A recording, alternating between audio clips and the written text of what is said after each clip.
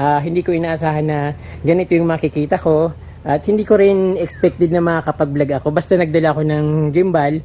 At syempre yung camera ko dala-dala ko. Yung cellphone ko. So always naman. So yung sinik dito ka-from D, as usual, kita yung dalawang bundok. Napakaganda ng view. Maaliwalas at syempre kapag ganitong lugar yung maginhawa, napakagandang tingnan, maliwanag, tapos napakalawak. Ayan.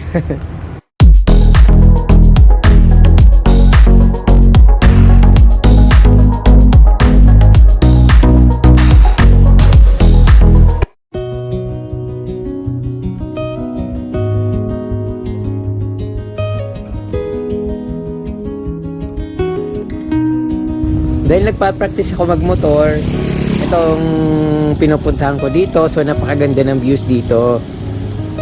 Although sobrang init pa, pero napifeel ko yung napakaaliwalas at napakaganda ng scenic.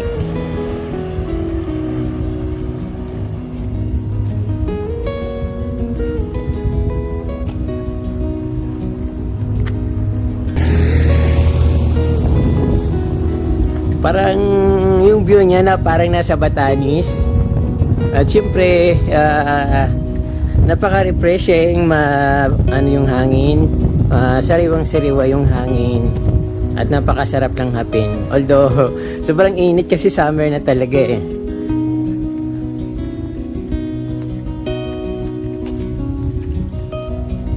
And beautiful Kagiskan River.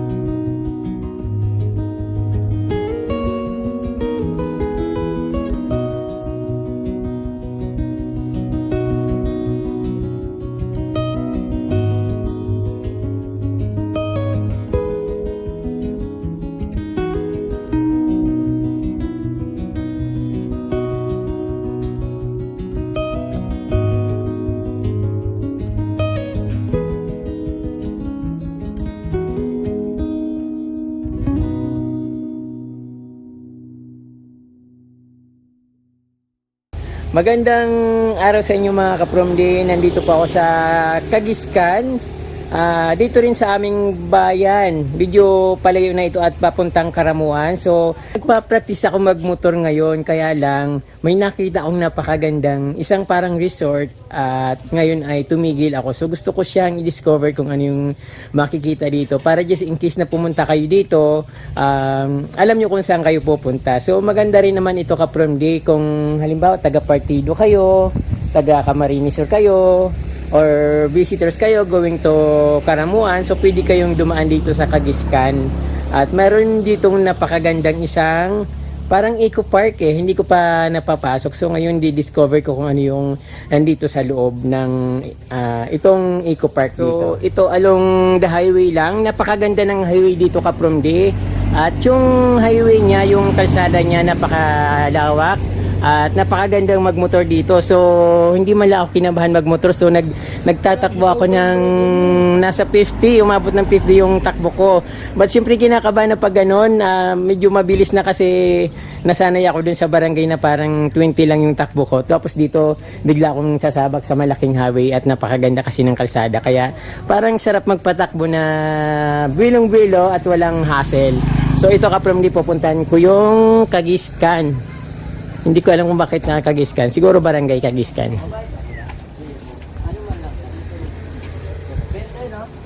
Ang pangalan ng eco park nito ka-from D ay Kagiskan Picnic Grove Campsite. Dito matatagpuan sa Sitio Kagiskan, Lagunoy, Camarines Sur. So pagbungad mo pa lang makikita mo na kagad yung setting ng napakaganda nilang campsite. So mayroon ditong kainan. Pagpasok pa lang makikita mo na yung kainan. Then, may entrance yan na 20 pesos. At, ito. No face mask, no face shield, no entry. So, hindi ako makapagsalita pag mayroon akong face mask, so hindi malinaw yung pagsasalita ko. Although, ako lang naman yung, almost ako lang tao dito. So, kukunti lang. So, kaya malayang-malaya akong makapag, lakad-lakad ng walang face mask. So, okay lang. But mayroon naman akong dala.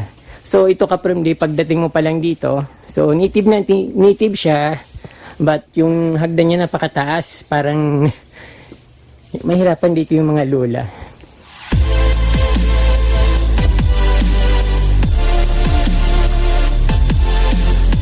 Wow, ganito yung gusto kong gusto kong sitting ng coffee table ko.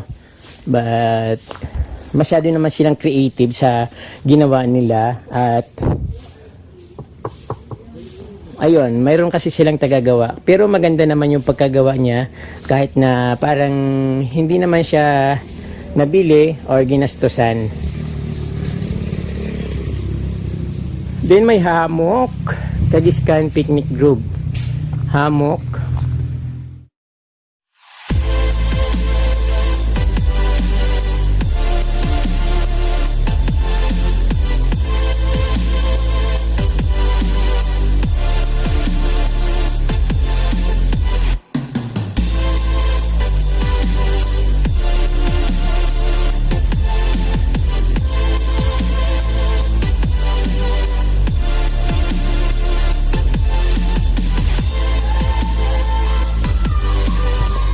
Medyo bagong-bago lang yata ito ka-from D kasi hindi pa masyadong develop.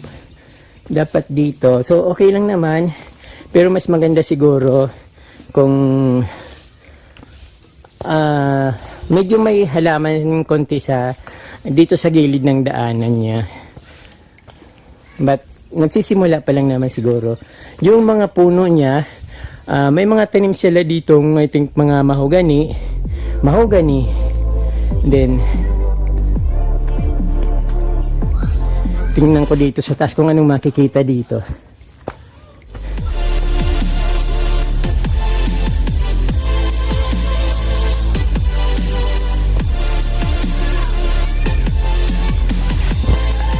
Ayun, medyo patag dito sa taas at pang picnic talaga yung dating niya.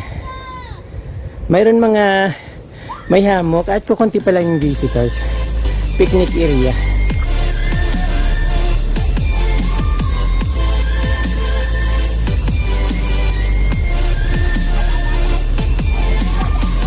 Overlooking a highway. Then, Mount Isarog. Kitang-kita yung Mount Isarog dito. Mount Isarog. Then, yung Kagiskan River na mayroon din floating restaurant. Napagod ako ka-from sa pag-akyat dito. Medyo matirik ng konti.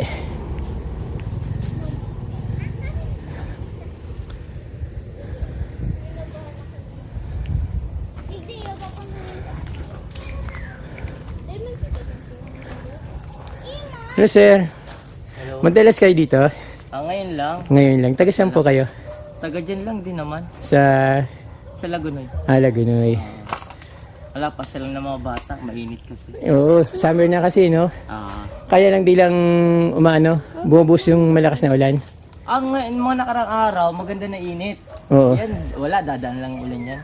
Oo, nung isang araw yata, sobrang lakas ng ulan.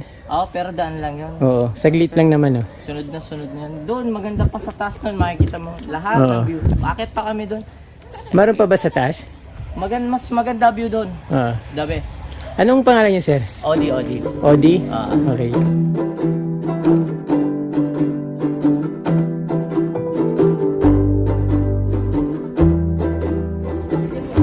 Mas maganda pa raw yung nasa taas na makikita. Pero sabi niya, first time niya dito, bakit alam niya dito sa taas? Parang nanggaling niya yata siya dito sa taas.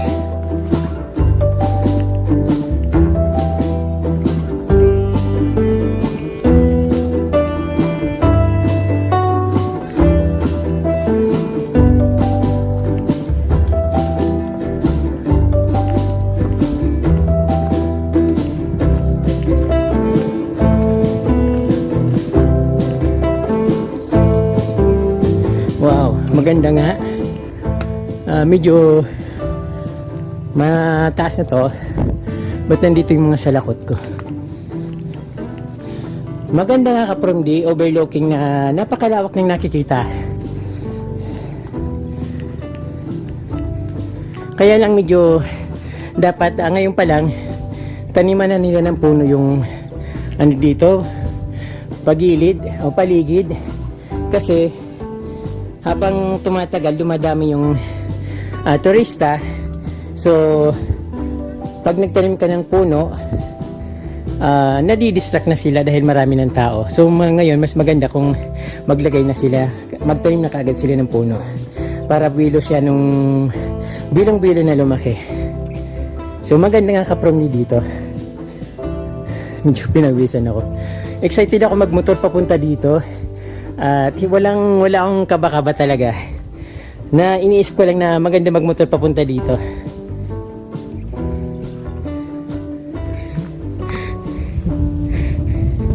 Ayan ka-from D, suot ko yung sombrero na binigay sa akin ni Ma'am Raquel, certified from D.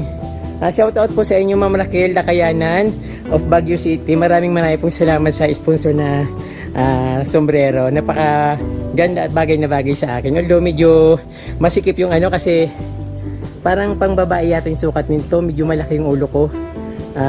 Pero okay lang. Naisusuot ko naman. Salamat po Ma'am Raquel. So ayun, nakapasyal nga ako dito. Hindi ko inaasahan na ganito yung makikita ko. At hindi ko rin expected na makakapag-vlog ako. Basta nagdala ako ng gimbal. At syempre yung camera ko dala-dala ako. Yung cellphone ko. So always naman. So yung sinik dito ka-from D, as usual, kita yung dalawang bundok, Mount Iriga saka Mount Isarog. At syempre marami pang bundok na hindi ko alam kung ano mga pangalan nila. But yung kilala kasi yung Mount Isarog saka Mount Iriga. So ngayon, napakagandang ano dito ng tanawin. Kulang lang yung medyo kulang pa sa develop pero maganda na siya.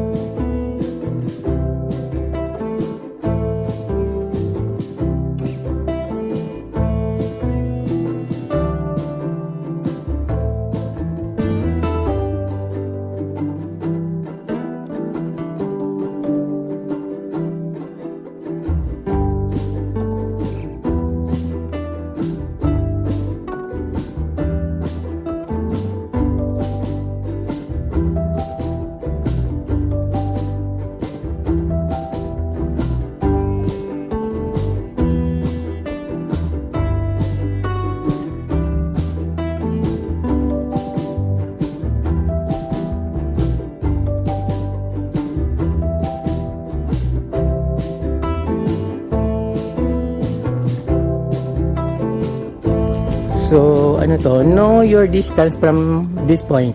Manila, 182 miles. Naga City, 26 miles. Bula, 26 miles. Naga Airport, 22. Caramuan, 21. Centro Pili, 20. Centro Ocampo, 17. Centro Tigaon. And Centro Goa, 5 miles. Then, Centro San Jose, 3.61. Centro Lagonoy, 2 miles. Almost 2 yata, 2 or 3.5 kilometers yata yung ganun.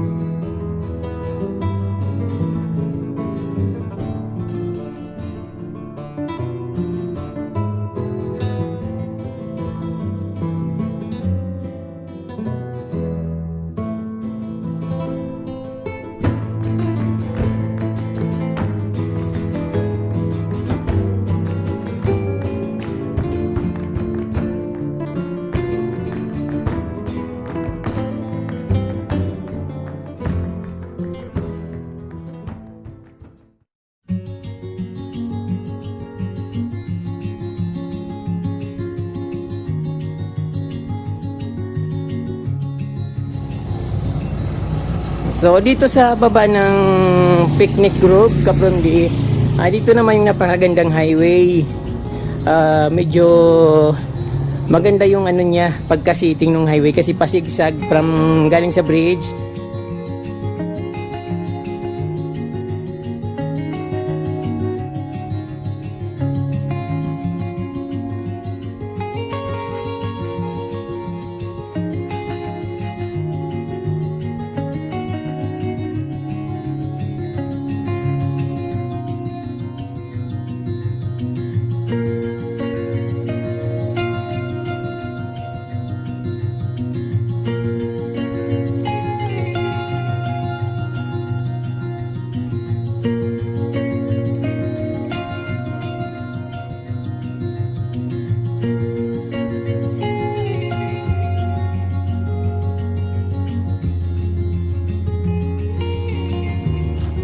Nakakamiss probinsya mga Kapromdi.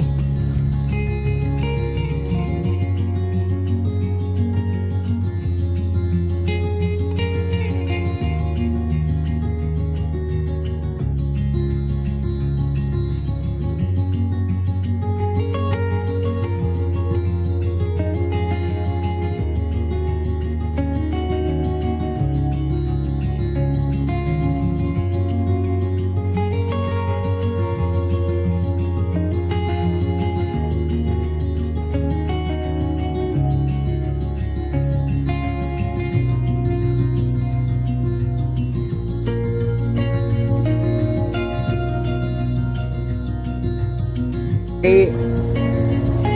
Yun mga Kapromdi, pinakita ko lang yung view dito ng kalsada sa may tulay kasi napakaganda ng view, maaliwalas at siyempre kapag ganitong lugar